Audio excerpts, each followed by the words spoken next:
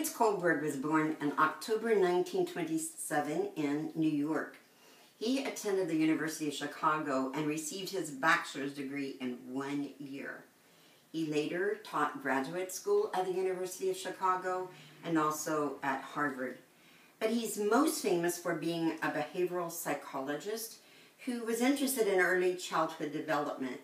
When he received his PhD, he did his dissertation on the 6 stages of moral development. He was interested in early childhood development and how the children related to their environment based on moral judgment. Younger children base their decisions on consequences, whereas older children base their behavior and their judgments on acceptance. He came up with 6 stages in development of moral values. The first level of judgment for children would be pre-moral or pre-conventional. Under this level 1, there are 2 different orientations. The obedience punishment orientation says that children 6 years and below think that rules are fixed. They have authoritarian figures, either pastors or teachers, parents, who say rules are fixed. There's no wiggle room. They're fixed. And they say, how can I avoid punishment? I have to obey these fixed rules so I'm not going to get punished. And the second thing is self-interest orientation. What is in it for me? Over here in level 2, when you're about 13 years old, you usually enter this stage, and it's called the conventional level. Here, you want good interpersonal relationships. People should live up with the values of their family and community. Trust should be involved. Empathy should be involved. Here, it's all about being a good boy or a good girl. Number 4, the 4th stage in development of moral values is maintaining social order. Law and order is really important at this stage.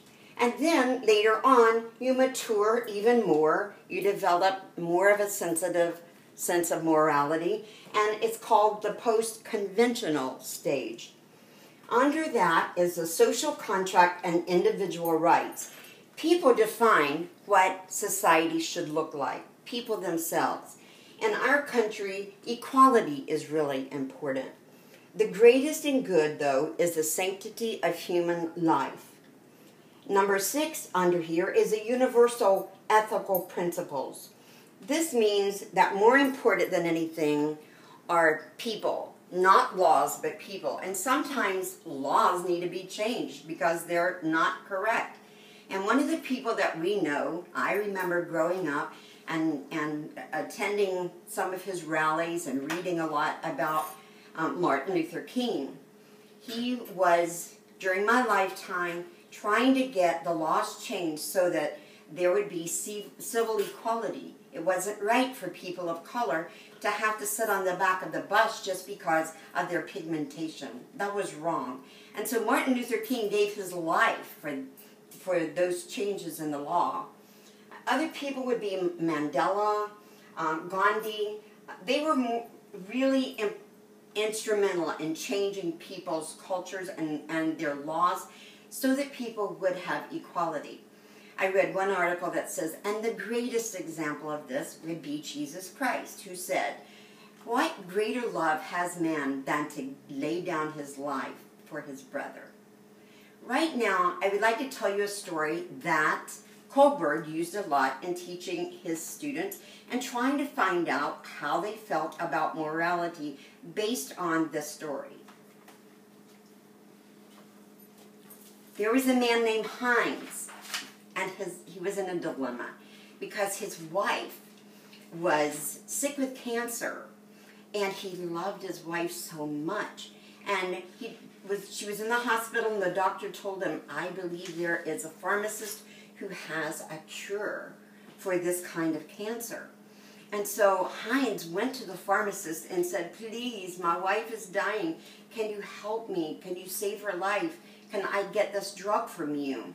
And so whenever the pharmacist told Heinz how much the drug was going to be. It was impossible. And Heinz said, I don't have that kind of money. So Heinz went to all of his neighbors and his family and his friends, and he begged to get money from them. So he came up with half of it.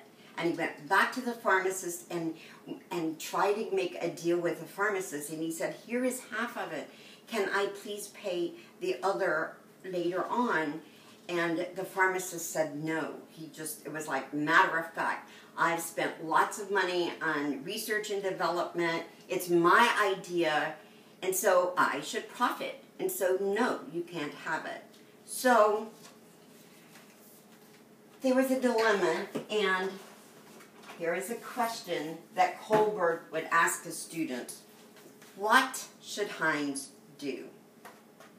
So, if he asked children 6 years or below in age, what should Heinz do? They would say, no, he cannot steal the drugs because it is wrong to steal. So Heinz cannot steal the drugs. Now, in the conventional stage, it's not as black and white. It's not as cut and dry. There's some gray areas. So Heinz's wife is dying. There's a way that she can live, and the pharmacist won't budge. And so there's a gray area there. So Heinz should not steal the drugs. It breaks the law. Okay, that goes over there. In the conventional stage, it says Heinz should steal the drugs. He should steal the drugs to try to save his life, his wife's life, and then he should accept any kind of prison sentence that they would give him. So in this stage, the good interpersonal relationships, they still believe in law and order. They said, sure, he can steal it because his wife's life is way more important than money, but he's going to have to pay the consequences.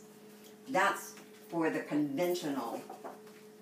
And then we have the post-conventional idea over here, which says, sometimes it's just wrong. The law protects the wrong person. The law was going to protect the pharmacist, but really, isn't the life more important? Isn't human life more important than the pharmacist's possessions? That's what they would say over here. And under the universal ethical principles, a lot of people gave their lives because they believed that laws needed to be changed because people were more important than laws. I have a handout sheet that I would like for you to read. We're going to get in inquiry groups, and we're going to read some other examples, and we're going to see which area, level 1, level 2, level 3, each one of these examples fall under. This is the last one I wanted to share with you right now. Your younger brother has been arrested and is on trial for selling amphetamines at the local junior high school. You have been called as a witness. You know that if you tell the truth, your brother will go to jail for a long time. If you lie, you'll be guilty of perjury, but your brother will probably go free. Your brother swears to you that he won't do it anymore. Should you tell the truth?